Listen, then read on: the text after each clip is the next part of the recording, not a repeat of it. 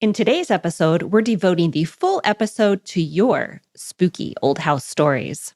From missing items to taps on the shoulder, we will share your stories of the unsettling and weird. But first, I'm Stacy Grinsfelder. And I'm Daniel Cantor. This is True Tales from Old Houses, episode 104.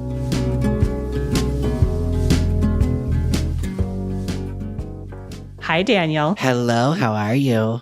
Good. I'm very excited about today's spooky story episode. You know I'm excited. You've been waiting for more stories. Yes. And so I've been storing these stories on my phone. I'm excited to read them. This is going to be fun.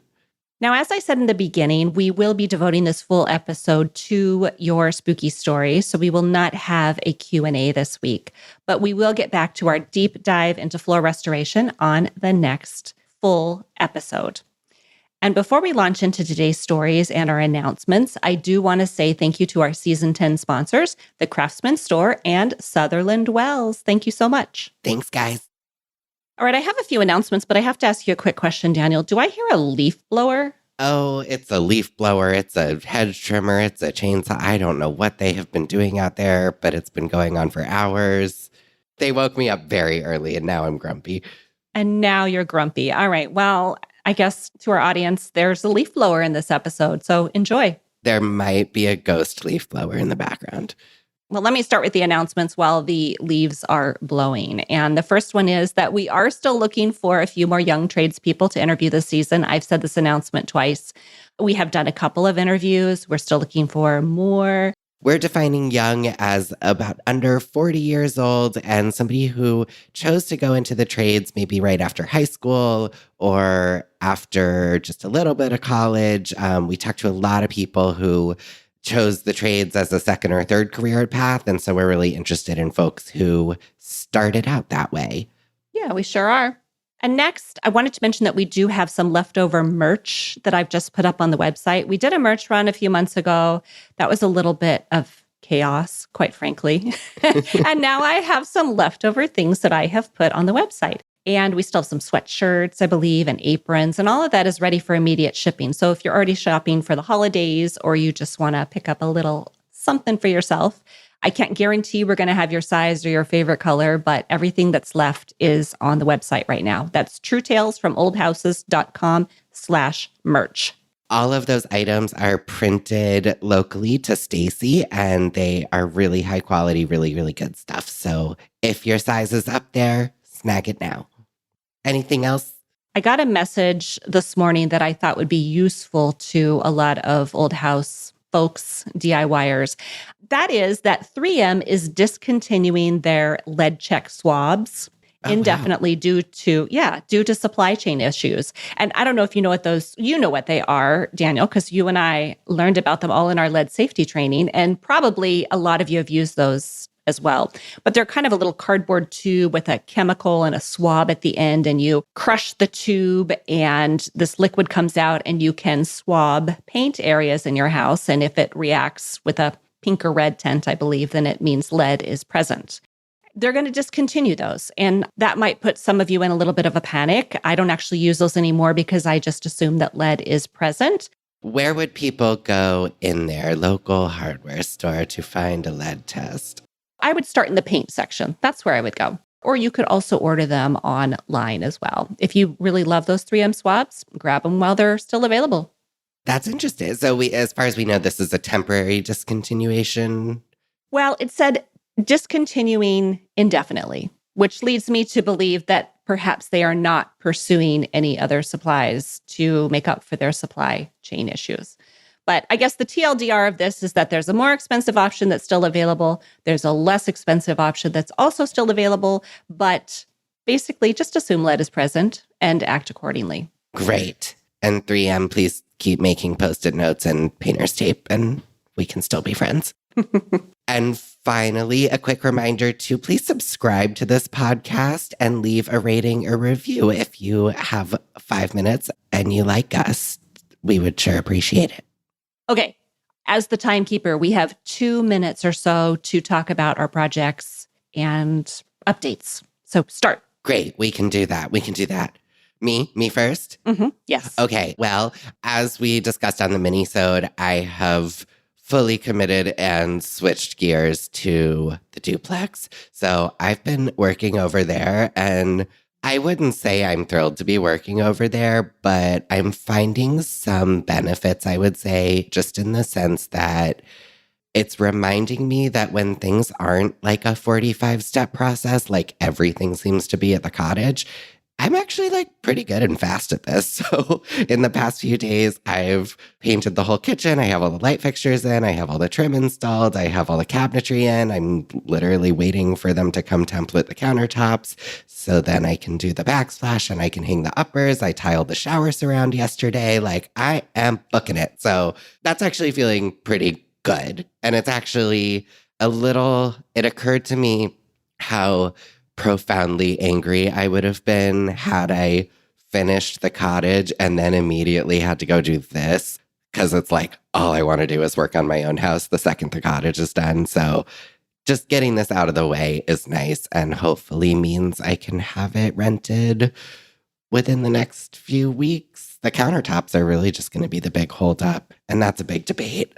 Counters are tough. Excellent. Well, look at you go. We can talk about countertops on the mini-sode if you want, but I think I used my time. How about you? Tell me everything. Basically, all I do these days is set $100 bills on fire here at Blake Hill House. Fun. I had to get a new water heater.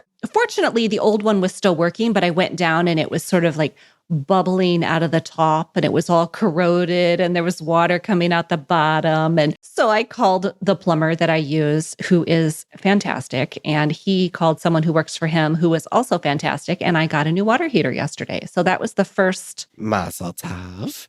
Yes, thank you. And then I also ordered a bunch of supplies for the upstairs bathroom project. So I ordered a vanity and I ordered a faucet and tap and handles and such for the clawfoot tub.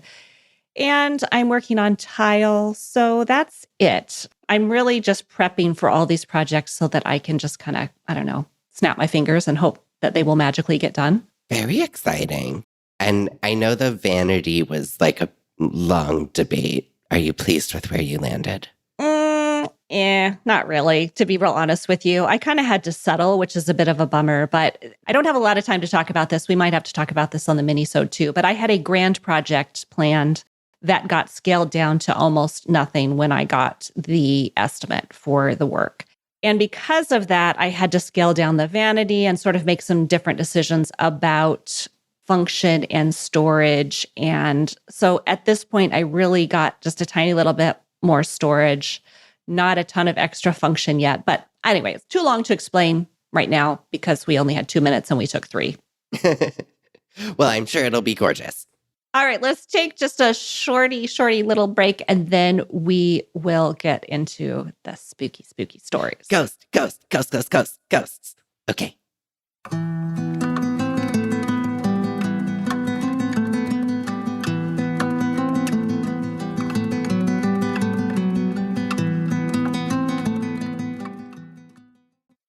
Welcome back, everyone. Is it ghost time? It is ghost time. Will you explain quickly where some of these ghost stories came from? Okay. A few years ago, I want to say it was Christmas or Thanksgiving. I don't know why, but I was just like, tell me about your hauntings, everyone, on Instagram. And I got hundreds of stories. And then in classic form, I posted some of them. And then the rest sort of just have sat on my phone for like 3 years. So we're going to read kind of a random selection. There are so many. They're so good. I think we should do like mini-sodes on mini-sodes of these stories. But we're not going to credit the authors because when I asked for these and I was posting them on Instagram, I wasn't posting them with usernames. Not everyone was comfortable with it. I don't know. So if you submitted this story, I figure you were expecting it to be shared anonymously anyway. So we're going to do that. Excellent. In past years, we've recorded all these stories, but this year we're doing something a little different. We're going to read some and then share some recorded stories. So would you like to share the first one? Oh, sure. Okay. This wonderful person says, When I was 4, my parents moved into their current home, an 1820s farmhouse in Pennsylvania. The first night there, my father woke up in the middle of the night to a man standing in farm clothes at the end of the bed. My father yelled, "Get out!" And the man turned and walked through the wall. My mother would have slept through the whole thing, but when he yelled, she woke up. The next morning, I told them about the man in my room because the ghost had walked straight toward my room when he left theirs. I don't remember it, and he hasn't been back much, but occasionally we'll smell a sewer-like smell out of nowhere, and my father will yell at him to leave. I love that idea so much. Like, you just smell something bad and start screaming at the air. That sounds like blaming someone else, like blaming the dog for a bad smell, right? Right.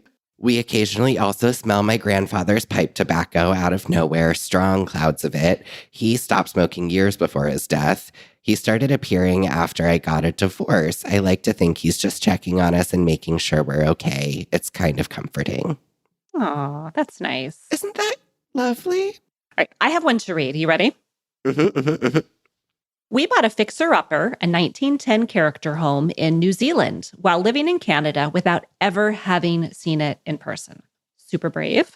Whoa. When we finally arrived a year later and came to see it in person with our kids, there was a pretty fresh, large blackbird dead right in the middle of the grand living room. Like, I'm talking on its back with feet straight up in the air. It seemed like she describes it as not a great sign. Yeah, seems like a bad omen. Okay. Then she goes on to say, we ended up delaying our move-in for 6 months while doing some renos. And when we finally got into the house, we had another blackbird come down the wood burner chimney. She said we could hear it flapping around inside the oven. So we opened it up and it flew around the kitchen a few times and exited via the window. So I guess her thought was like weird, but okay. And then 2 years later, she says, we started our next reno, the kitchen area, which involved ripping out a bunch of walls. Same day, guess who flies in and lands on top of the shelf of our pantry? Yep, big old blackbird, and he flew out the window shortly after. Isn't that wacky and wild? I feel like this is a very common thread with these stories of when people embark on projects is when stuff kicks up in the house. I feel like I've had that experience in my house. We'll talk about it later. For sure. That definitely seems like a common denominator. All right. Well, that's just the first couple of stories. But this next story comes from our friend Joe in New Brunswick. Joe was a guest on the podcast during season 6. And this summer, when I was passing through New Brunswick on the train during our Canadian adventure, I went right by his house. We talked about that in a previous episode. Yes, you waved to him from the train. I waved to his house. Joe was not there. I waved to his house. But I do want to mention, too, that the day of this interview, you were actually tied up at the cottage. So Joe and I forgot. That's what happened. You were tied up at the cottage. But I also just blew it. I don't know what I was doing. It happens. It absolutely happens. So anyway, Joe and I talked amongst ourselves. Hi, I'm Joe Peterson. I'm from a little town called Charlotte, New Brunswick, Canada. Hi, Joe. So good to have you back again. Good to be back. Yeah, I'm sorry that Daniel couldn't be here. I'm sure that something weird came up because we expected him and he is not here. I'm very disappointed. Yes. Very disappointed. Well, I wanted to meet the guy. I was a little bit antsy because I knew that he was extricated from my home and native land. Yes. And I wondered about that. But then in the last podcast, you cleared it up. So it was all very innocent. So we're okay now. Yes, if anybody missed that, I talked about Daniel's deportation story, and it had to do with a work visa or a confusing work situation. And in the minisode, he described that it was kind of a much ado about nothing, but he did end up getting deported from Canada to Denver, Colorado, and now all is well. He is allowed in Canada again, which is good news. That's great. He can visit anytime now. Yes, exactly. Without border control going through his luggage, I guess, apparently. Well, Joe, it's nice to have you back again. For those of you listening, Joe was here for episode number 67, where he talked about his farmhouse in New Brunswick. And today he is joining us for spooky season to talk about some unexplained happenings. Unexplained happenings. Well, first of all, I've been living here since I was 6. And everybody in the family has said the place was haunted. And I can say there was a number of odd things took place over the years when I was growing up, but nothing I couldn't explain or put my finger on. But only just recently did I come to sort of admit to myself, yeah, there's something going on here. It's not evil or scary. It's just actually it's very comforting what's taking place here.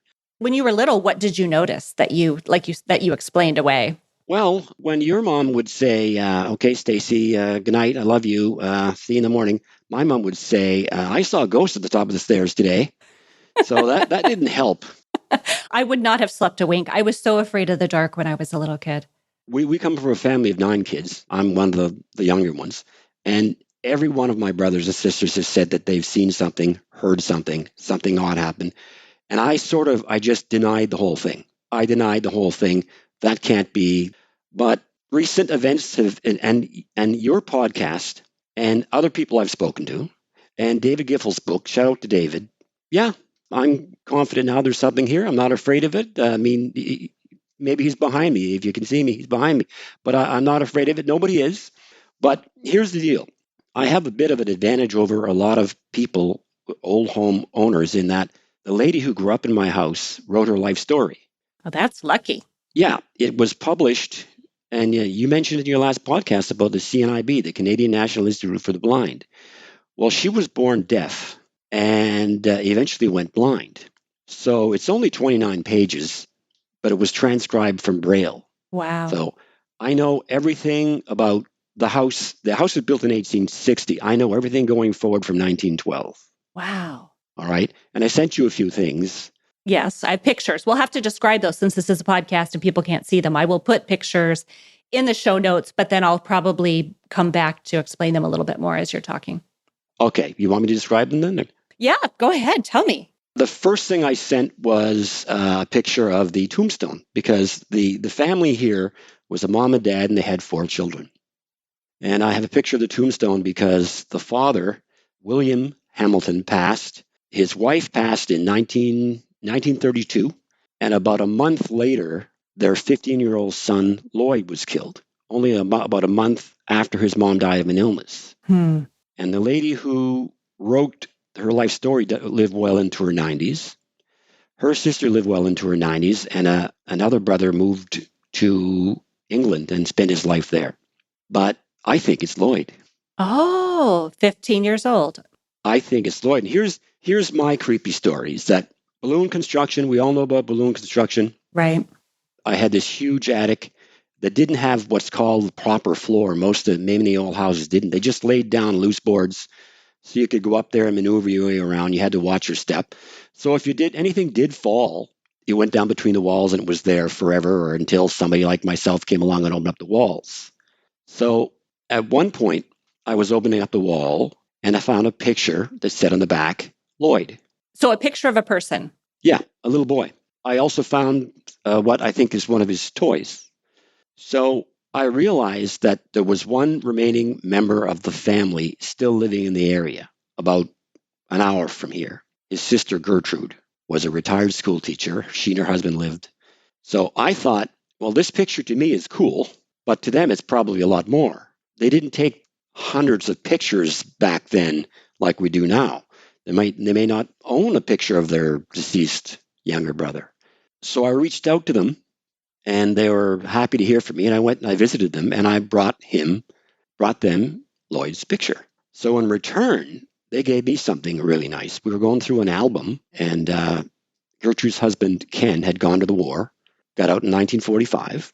And as so many others, they got married immediately after. There's a picture of Gertrude and Ken on their wedding day on the front porch of my house in December, which I had full intentions of framing and hanging in pride of place, as they would say.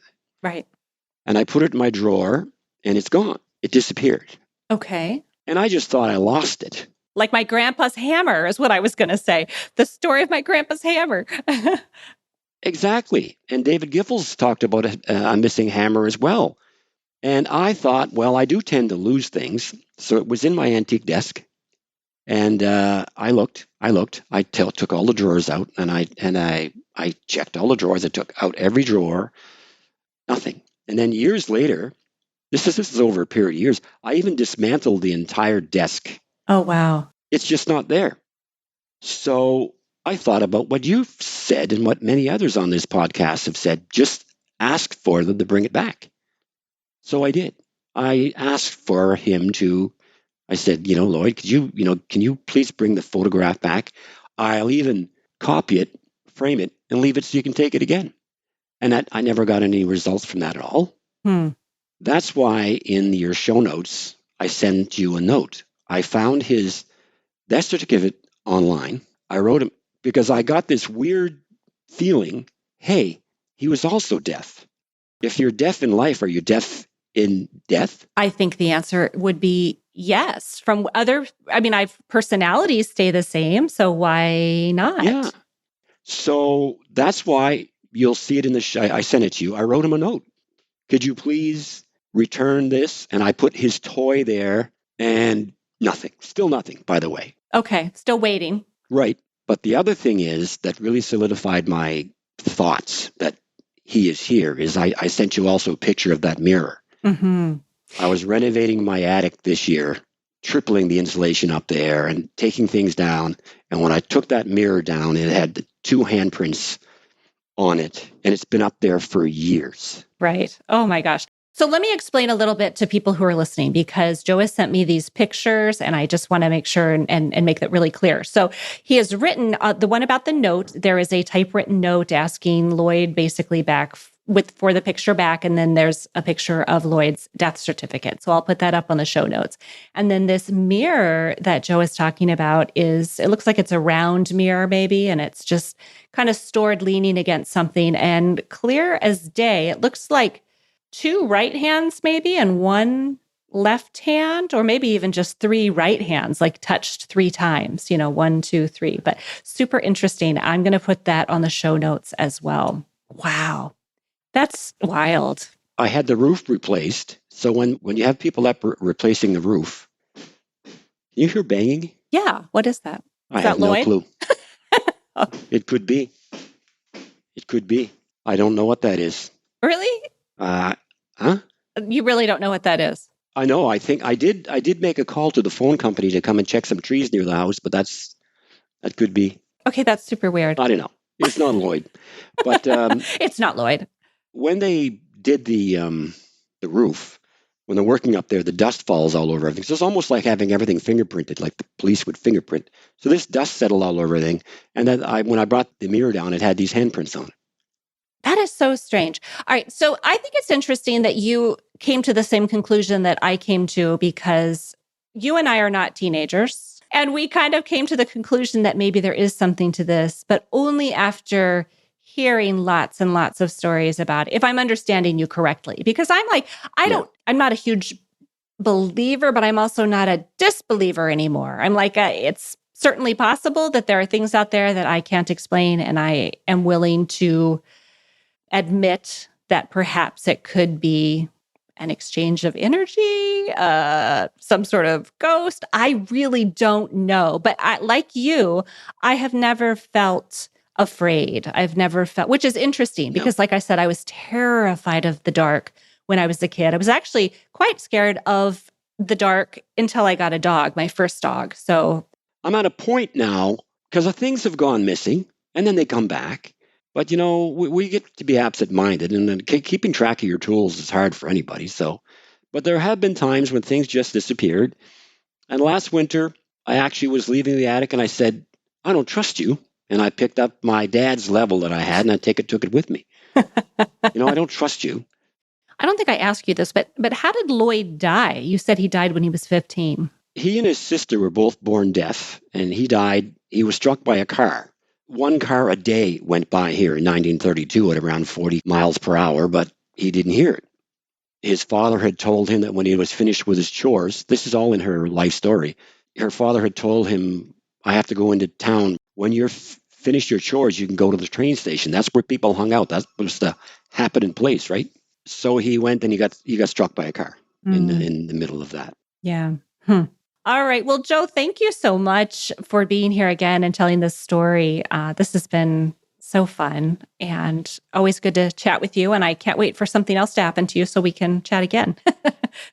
Well, I hope so. And it's great to see you again. And thanks so much for listening to me. Wasn't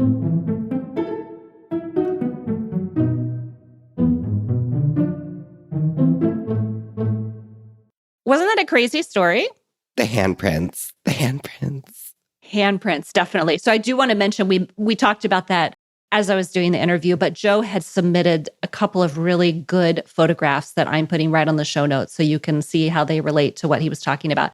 I also want to say about 9.5 minutes into this interview, I have a follow-up for what happened because, we were talking. You weren't there, Daniel, but Joe and I were talking and all of a sudden we heard this like bang, bang, bang, bang, bang outside. Uh-huh. I think my eyes just flew open. I was like, what was that? And Joe said, I don't know. He has kind of a dry sense of humor. So I thought maybe Right. he was just pulling my leg, like he'd set this up to like bang, bang, bang.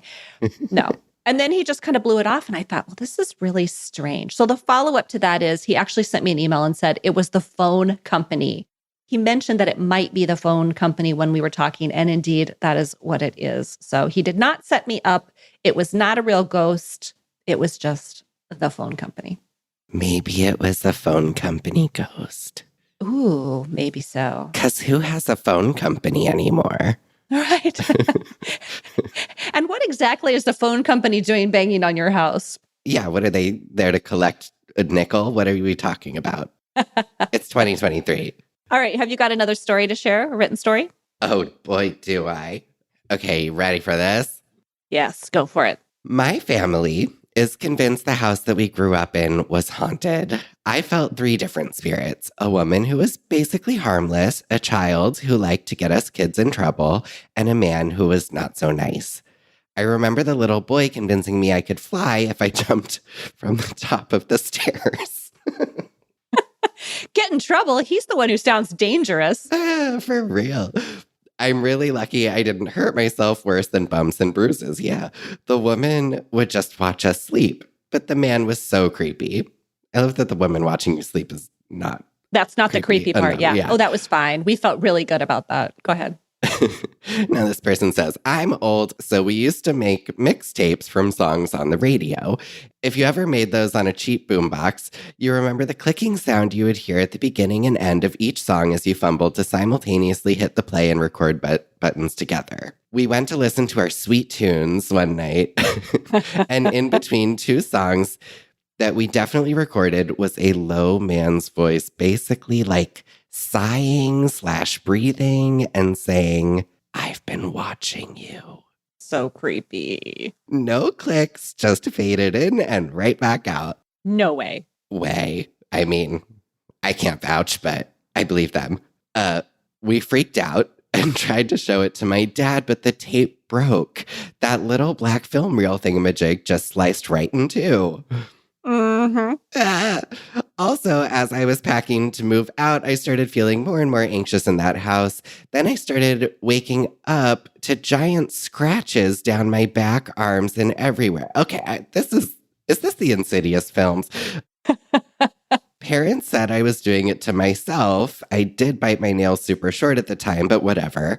When my parents started packing after they sold the place, it happened to my mom. Huge gash on her forehead. And my father, who had a stroke and was homebound for the last 2 years they lived there, finally admitted that it was really creepy and he didn't think he was alone. I'm so happy I never have to step foot in that house again. Oh my gosh. That's wild. Oh, yeah. No, thank you. No, thank you. I love it. It's so scary. I think it's funny how the people who write in have kind of like scarier stories, and the people that record usually just have kind of friendly, sort of Casper the Friendly Ghost type stories. Yeah, I think people feel weird sharing these stories. Yeah, I do too. The more kind of outrageous they sound. That's straight out of a horror film. Like all of those things together. Right, without a doubt, for sure. She has no reason to lie. All right, here's the next one. Okay, go. This person says, when I was in college, I lived in the upper apartment of a converted Victorian row house that had been built in the late 1800s. It was a college city, and lots of people had been moving in and out of that space for at least 100 years. My friend and I lived there together for a year. We'd respectively sensed an unseen presence and had attempted to cleanse the space and ourselves on several occasions. We couldn't tell what the presence wanted, but we would both have intense nightmares on occasion that seemed to provide clues as to who had lived or died there before us. My last night living in the apartment, I was standing in my empty bedroom. All the furniture had been moved out. It was early evening, totally sober, still daylight. I was just standing in the middle of the room with no one home when I felt someone tap on my shoulder, No. pull my hair, No. and say my name clearly in my left ear. And it was a deep, masculine voice. No, thank you. No, that's okay. You know, I've had some bad roommates in my life, but they were all living, fortunately. Right. Is that how it ends? That's how it ends. I love you people. I love it. That is. Ooh. All right, it's time to take another break. More ghost stories are coming your way. True Tales from Old Houses is supported by The Craftsman Store, another excellent resource from Scott Seidler of the Craftsman blog. The Craftsman Store is your go-to place for old house tools and supplies. Once again, Scott has taken the hassle out of tracking down the specialized old house supplies we need and put it all in one place for us. It's a cozy little online hardware store full of books, tools, and replacement parts. I get a lot of requests for where do I buy this item, and I will often send people to the Craftsman Store. He has parting bead, flathead brass wood screws. Those are just a couple of the items that people have asked me about recently. It's just such a great store, and Scott runs a top-notch small business. The customer service is an actual human, and they ship so fast. So for everything from window restoration to plaster repair, they have everything you need to do the job like a pro. So check it out today at thecraftsmanstore.com and save 10% on your order if you use the code TRUETALES. True Tales from Old Houses is also supported by Sutherland Wells. All of Sutherland Wells products are handcrafted in Providence, Rhode Island, with the highest quality, sustainably grown tung oil. Tung oil, which is native to China, has been used for centuries as a durable finish for wood, metal, and stone. We've said it before and we'll say it again. Unlike polyurethane, tung oil finish penetrates the surface of the wood, so it flexes and contracts as conditions change, which makes it the perfect pre-finish or protectant for everything from fine furniture to window sash and sills. I've had the opportunity to try several of the products, and I love them all. Clarabelle's for windows. I'm using Murdoch's, Slicky Wicky, Millie's. And of course, I have a soft spot for the name Millie. Was it named for your Millie? It was not, but I could tell everybody it was, I suppose. Yeah. Anyway, Sutherland Wells has an entire product line for whatever you're working on right now. Siding, hardwood floors, furniture restoration, cutting boards, you name it. To learn more about the complete product line, visit Sutherland Wells. That's WELLES, SutherlandWells.com. And to save 10% on your first order, use the coupon code TRUETALES.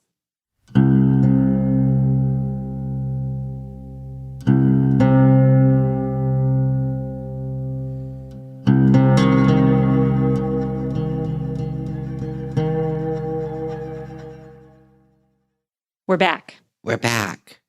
I want to read a story that's not quite as scary. I feel like those first ones were a little unsettling. They're a little scary. I mean, I think that's the point. Yeah, I guess so. I like the friendly ghost stories. I'm going to read this story to you. This one's really cute. My office is haunted by a woman named Mrs. Seymour. And I don't know why that tickles me, but I just love the fact that it's like, oh yeah, it's Mrs. Seymour. The company I work for has an office in an old Victorian house that the family had lived in, and I think my actual office is in the room she died. Every morning when I go in, the lights are on, even though they're on a sensor, and turn off automatically, and I always turn them off when I leave. So every morning I say hello to her. Hi, Mrs. Seymour. I've definitely seen flashes out of the corner of my eye when I'm there working late. One night, the cleaning crew swore they saw something and left. There's even security footage of them running out of the building. And mediums have come in, and they say that there are other ghosts like a small boy, but Mrs. Seymour is for sure haunting the building. That's a good one. That warms my heart. She sounds like a real class act, that Mrs. Seymour. Suddenly, Mrs. Seymour. I just see her with like a robin's egg blue typewriter. Am I wrong? No, with a little sort of like a silk blouse kind of tied at the neckline. A nice two-piece suit, perhaps. Yeah, a little clickety-clack of her nails on the typewriter. I think we've accurately created a whole Mrs. Seymour persona. I think we got it. Yeah. I think I'm ready to cast her. Definitely. It's Kathy Bates. I was thinking more like Dolly Parton or Lily Tomlin. Lily Tomlin. Ooh, she'd be a good Mrs. Seymour. Yeah. Definitely. Okay, I like this one. Short and sweet. The story that affected me most directly was when my parents and I were on vacation when I was a kid. We were staying in an isolated vacation rental, and my dad had gone to sleep while my mom and I stayed up reading on the couch. Suddenly, we both heard a laugh. Pretty, happy laughter that sounded like that of a teenage girl come from the back bedroom, which is where I was staying. I feel like it's creepy enough in your own house, but to be in a house you don't even know, and then you're supposed to sleep in the room where you heard the demon laugh. Anyway, we stared at each other in shock for a few seconds and were pretty weirded out, but we checked the bedroom and it was, of course, empty, so I still slept there. The next morning, I woke up to find my hair had been intricately braided in my sleep, like lots of complicated little braids. I actually didn't even know how to braid hair well, so it wasn't something I could have done in my sleep. And I had locked the door out of teenage habit, so it definitely wasn't my parents. Very weird and felt benevolent, I think. That's how it ends. ... I think. So laughing really hard on the microphone is not a good sound. So actually right now I'm trying not to like cry. I'm like laughing so hard. I mean, I don't want to say I'm not a believer, but braiding takes a lot of dexterity for a ghost, wouldn't you say? I mean, we don't know their limits. They do all kinds of things. Who are we to say? If they can steal a hammer, they can braid hair. I don't know, Stacy. I have to compose myself. I'm sorry. If you could see my face right now, I'm like trying not to cry because I find this story so funny. Crying. I love it. I'm fully crying. Can you imagine? You just wake up with like vacation braids. Like what? That's what I'm picturing. I love that ghost. I really do. She goes back to school. Ooh, have you been to Jamaica? No, just a rental in upstate New York. Deeply haunted. Yeah, a deeply haunted rental in upstate New York. I love it. I love it. Okay, well, so I was going to read the next one, but I need to compose myself. So will you please do it, Daniel? You know I'd love to. All right. This person says, I grew up in an old whaling captain's house built in 1767. So already, 1767 whaling captain's house we're in. My mom and grandparents lived there too, and my grandmother had tons of experiences. The captain died at sea. Of course. Of course he did. And I'm pretty sure his restless soul is still the one there. My grandma said that she used to smell this overwhelming rotting sea stench. Okay, this is not working. I'm still laughing. Go ahead. You like these. The way I've heard whale blubber described when being boiled down for lamp oil. This scent occupied a wooden chair occasionally, and one time my grandmother, determined to figure it out, put her face into the chair. And her eyes started burning. And they say, I think she put her face in his lap. Oh, that's awful. Oh, my goodness. When we moved in, I used to wake up all the time to the feeling of someone brushing my cheek. I told my mom some years later, and her face dropped and said the same thing used to happen to her as a kid in that very same room. It was next to the bourning room, a room in old colonial houses where births and deaths occurred. You ever heard that word? I learned something new. No. Me too. So I'm sure she was a caregiver. There are way too many crazy stories from that old house. I want more crazy I love that. Can I throw in just the shortest one ever that's so funny? Go for it. I just love this. This person says, hi, I've just gone through my kids saying creepy stuff phase. When my daughter was 2, she would talk about a woman whose friends put her in the wall and ask us why she didn't have any eyes. That's it. That's the whole story. And good night. I hope everybody rests well. I love when kids say just the creepiest things. It's the best. That's so Anyway, funny. Well, okay, I'm done. I think I've pulled myself together. I think I'm ready for this final story, which, speaking of kids, comes from a very special guest. I asked him if he would be willing to tell his story, and I was so excited that he said yes. And I'm just going to let him introduce himself. Hi, my name is Spencer Grinsfelder, and I am the son of Stacy. Welcome. I promised you a special guest today, didn't I? The most special, the son of Stacy. The son of Stacy, which sounds a little ominous, actually, like the son of Sam. Wasn't he like a serial killer or some terrible thing like that? David Berkowitz. We'll talk about it on another episode.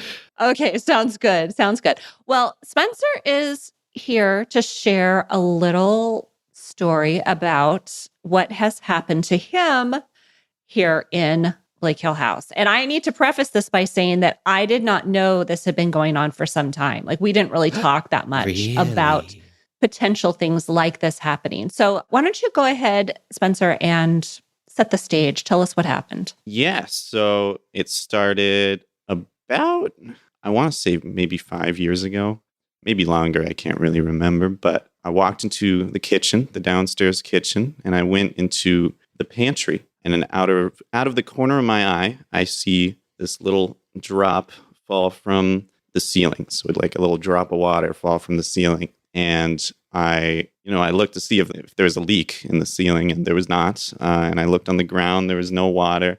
And I just was like, okay, cool. And I left. And then it happened again sometime later. Again, I just see this drop of water out of the corner of my eye. It keeps happening, and it progresses. I start seeing it more and more often, and every time there's no water there, and it was like really weird. And I thought there was something wrong with my eyes for a while. So So you kept it to yourself.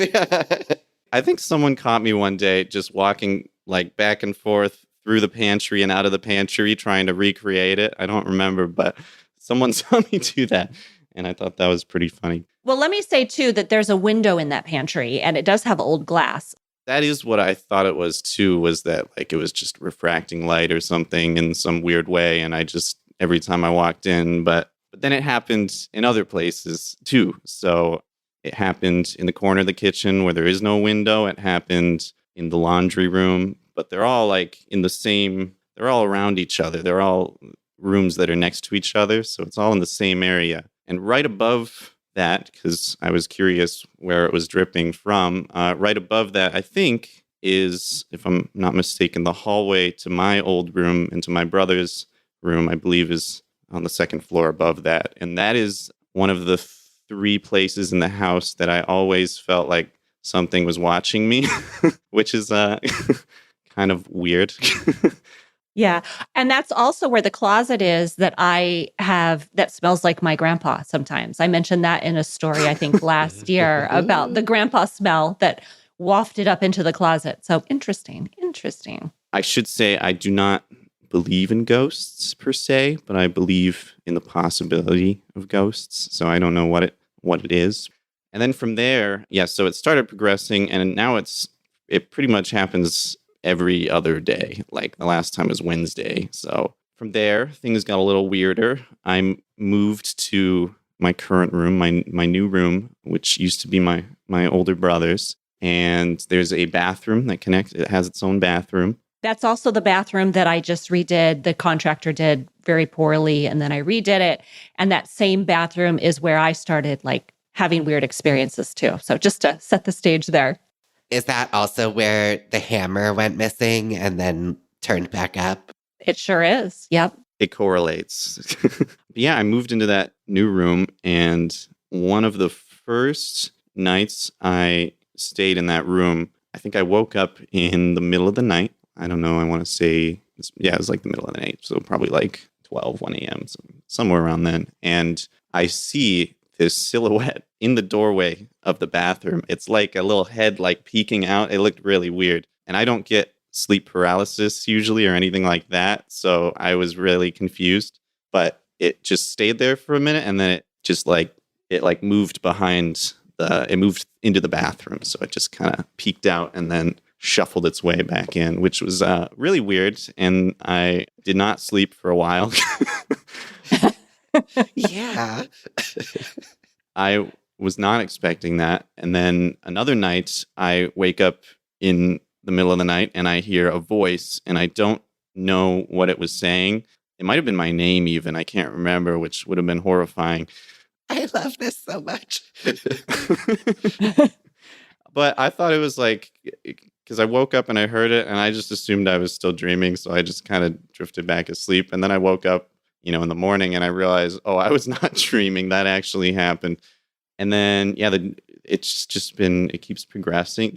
Actually, there's a new one. So I have not heard this before. this was weird. I walked into the bathroom and there was this weird floating, glowing light thing. It wasn't like emitting light, but it looked like it was glowing. Like I could see it perfectly in the dark, and I don't know what it was. I thought it was like a little floater, like in my eye or something, but it was not, because it didn't like move with my. Yeah, it was weird, and it just kind of drifted across the bathroom. And then disappeared. During the night or in the day? During the night, it was dark, and it was But that's the most recent weird thing that's happened to me in that area. That is super weird. So we just have floating orbs, mysterious drops of water from the ceiling, silhouettes of something.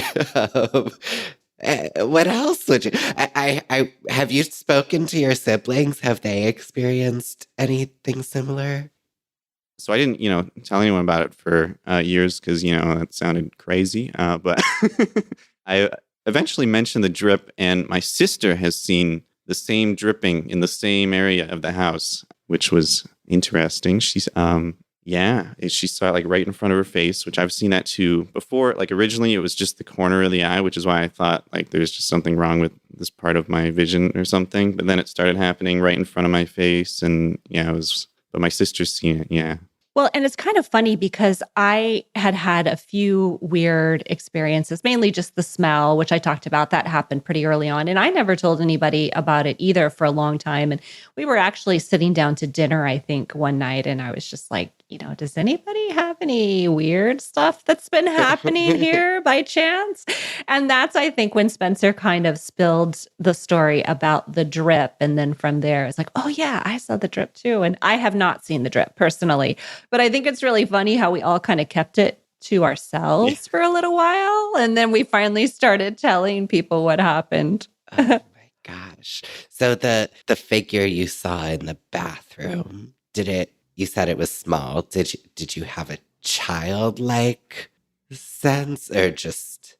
It was it was kind of child's height. So it looked like, I don't know, like a kid peeking out through the doorway. It was about that height, like 3 feet, maybe. I don't know. Interesting. Lately, Millie has been standing at the bottom of the stairs and just looking up at the top of the stairs and just like staring at them too. And I don't know, she's maybe going just a hair senile too. She's been barking a lot more. So, all of these things I suppose could be explained in some way. I don't know what that way is, but like Spencer, I'm open to the possibility. And everything seems pretty nice as ghosts go. We're nice people. It makes sense we'd have nice ghosts, no? Sure. Hopefully. Hopefully. Millie actually used to do that when she was younger too. I don't know if you ever noticed that, but she would bark mostly in the foyer. She would bark and like the living room where it was really dark. She would do that a lot when she was younger too. I don't know. I noticed that, but. Yeah, I never noticed that. Only recently have I noticed that she's been doing that more. So, Alrighty. And so now we all have to live here. And now I don't sleep. Yes, exactly. Now we all have insomnia. Well, Spencer, thank you so much. I know you're in a hurry today and you've got to get on the road, but I just want to say, I guess I should thank you. Do I thank you for telling me a creepy story and from the exact same location where I'm living? And concealing so many secrets for all this time. Yeah, you're welcome. This is our dysfunction as a family. We hide secrets about ghost stories. We hide our ghost stories from each other. We do. Love it. Thanks so much, Spence. Yeah, thank you. Thanks, Spencer. Thanks for having me. Oh man, Stacy. Yeah, that's where I live. This all happened where I live. And it's still happening, it sounds like. Yeah, well, there are a few little odds and ends. We're going to have to discuss more of our personal experiences on next week's mini-sode. Are you game for that? Maybe even we'll read a couple more stories. That's been fun. Yeah, I think we should. Yeah, I have a few that I got to run by you, see what you think. Although I've shared several of the stories here on this podcast over the years, a few new things have happened. We'll talk about them next week. Ooh, what a cliffhanger. Thank you for listening to True Tales from Old Houses, and thank you to our guests, Joe and Spencer, and to everyone who submitted their written stories on Instagram. To continue the spooky conversation, join us on Facebook and Instagram at True Tales from Old Houses. You can follow Stacy at Blake Hill House and myself at Daniel Cantor. And to learn more about everything we discussed in today's episode, to see Joe's photos or request a transcript, visit truetalesfromoldhouses.com. Until next time. Happy spooky season.